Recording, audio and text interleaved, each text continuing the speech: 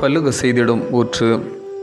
நாம் தேசத்தில் பலுகும்படிக்கு இப்பொழுது கர்த்தர் நமக்கு இடம் உண்டாக்கினார் என்று சொல்லி அதற்கு ரெகொபோத் என்று பெயரிட்டான். ஆதியாகமம் 26:22. பலுகுதல் பெருகுதல் என்பது ஆசீர்வாதத்தின் உச்சகட்டம் என்பதை ஆதியாகமம் 1:28 நாம் பார்க்க முடிகின்றது. ஊற்று என்பது செழிப்பை குறிப்பது ஆகும்.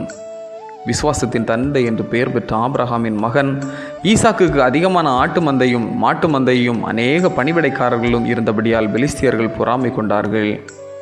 தகப்பன் ஆபிரகாம் வெட்டிய கிணறுகளை மண்ணால் மூடினார்கள். ஈசாக்கின் வேலைக்காரர்கள் மூடிய கிணறுகளையும் புதிய கிணறுகளையும் வெட்ட ஆரம்பிக்கின்றார்கள். கேராரூர் மேய்ப்பர்கள் இது தங்களுடைய கிணறு என்று வாக்குவாதம் பண்ணினார்கள்.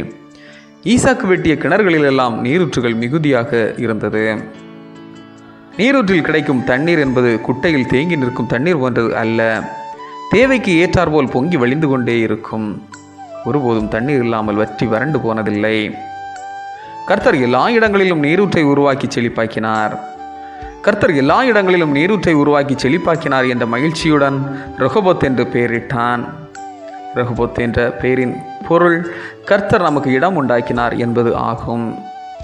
ஈசாக்கின் ஆட்டு மந்தையும் மாட்டு மந்தையும் வேலையாட்களும் தண்ணீர் பஞ்சம் தீர்ந்து செழிப்பாகி பலுகி பெருகினார்கள். கடவுள் ஈசாக்குடன் இருந்து எதிரிகளை வெட்கமடைய செய்து ஆசீர்வாதத்தின் ஊற்றினால் நிரப்பினார். நம்முடைய வாழ்விலும் நமக்கு வர வேண்டிய ஆசீர்வாதங்கள் தடைபடுகின்றனவா? இதோ தடைகளை நீக்கி போடுகின்றவர் முன் செல்கின்றார் என்ற திருவாக்கின்படி கர்த்தர் எல்லா தடைகளையும் நீக்கி ஆசீர்வாத ஊற்றினால் நம்மை நிரப்பி பலுக செய்வார். ஆகவே நாமும் கடவுளை நெருங்குவோம், இறை ஆசி பெறுவோம். ஜெபம். நற்பலன் தரும் ஆண்டவரே, உம்மால் இணைந்து எங்கள் கடமைகளை நிறைவேற்றி நிறைவு காண கிருபை அருளும். ஆமேன். இந்த நாள் உங்களுக்கு இனிய நாளாக மலரட்டும்.